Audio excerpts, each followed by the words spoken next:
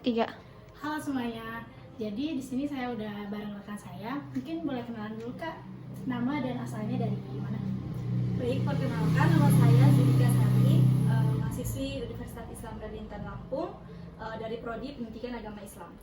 Oke, di sini saya mau tanya Kak, menurut Kakak hak dan kewajiban sebagai warga negara Indonesia itu apa sih Kak? Jadi hak dan kewajiban itu seperti yang kita ketahui bersama saling berkesinambungan. Hak itu adalah segala sesuatu yang harus kita dapatkan setelah kita melakukan kewajiban. Sedangkan kewajiban sendiri itu adalah sesuatu yang harus kita lakukan. Untuk hak dan kewajiban negara sendiri, untuk haknya itu kita bebas untuk memilih memeluk agama, bebas untuk beribadah, bebas untuk mengutarakan pendapat kita. Lalu untuk kewajibannya sendiri, kita harus mematuhi undang-undang yang ada di negara kita. Oke, baik. Terima kasih ya Kak. Sebelumnya mungkin boleh perkenalan dulu Kak, namanya siapa?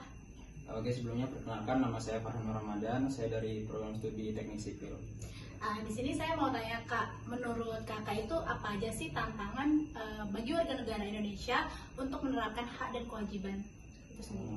Oke, tentunya dalam menanggapi tantangan untuk mendapatkan hak dan juga kewajiban kita sebagai warga negara, itu kita harus memahami dulu apa hak dan juga kewajiban kita sebagai warga negara. Nah, melihat banyaknya permasalahan saat ini, itu mungkin tantangan yang pertama, adanya aturan hukum yang tidak sesuai dengan pelaksanaannya di lapangan. Kedua juga ada tidak menghormati perbedaan. Terus yang ketiga juga banyak warga negara kita ini yang masih tidak toleran gitu, baik itu agama, ras, dan lain sebagainya. Yang ketiga mungkin juga ada peningkatan kesenjangan ekonomi dan juga sosial, sehingga karena beberapa hal tadi itu warga negara Indonesia itu sulit mendapatkan haknya dan juga mungkin sulit juga menjalankan kewajibannya sebagai warga negara. Itu sih. Kalau untuk tantangan kewajiban sendiri gimana Kak? Mungkin untuk tantangan kewajibannya, kita perkecil lagi skalanya di elemen mahasiswa gitu.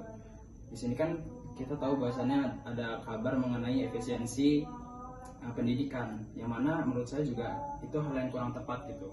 Nah, di sini tentunya mahasiswa itu memiliki kewajiban yaitu membayar UKT. Nah, dengan itu kita sudah menjalankan kewajiban kita untuk membayar UKT, tapi dengan adanya efisiensi ini mungkin hak kita seperti mendapatkan fasilitas umum, fasilitas pendidikan, dan juga pendidikan yang layak itu menjadi berkurang gitu. Mungkin itu sih. Oke, Kak, makasih ya Kak. Oke. Menurut Kakak, bagaimana sih cara warga negara dapat menyeimbangkan antara hak yang didapat dan kewajiban yang dilaksanakan? Menurut saya, untuk menyeimbangkan antara hak dan kewajiban sebagai warga negara itu bisa dilakukan dengan cara kita memahami bahwa keduanya itu harus berjalan secara beriringan. Contohnya itu kesadaran hukum dan ketaatan pada aturan. Jika kita ingin mendapatkan perlindungan hukum, maka kita juga harus taat pada hukum. Terus ada berpartisipasi dalam pembangunan. Menurut saya, jika kita ingin mendapatkan fasilitas yang baik, maka kita juga harus membayar pajak dengan benar. Lalu ada menghormati hak orang lain. Kebebasan berpendapat dengan cara yang sopan dan baik itu tidak akan menimbulkan konflik. Yang terakhir ada partisipasi dalam demokrasi. Menurut saya, jika kita ingin mendapatkan pemimpin yang baik, maka kita juga harus aktif dan tidak golput dalam pemilu.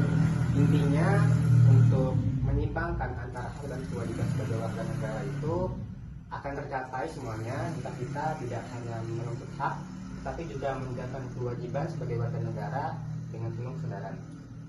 Terima kasih ya Kak atas pendapat dari Kakak. Ya, terima kasih.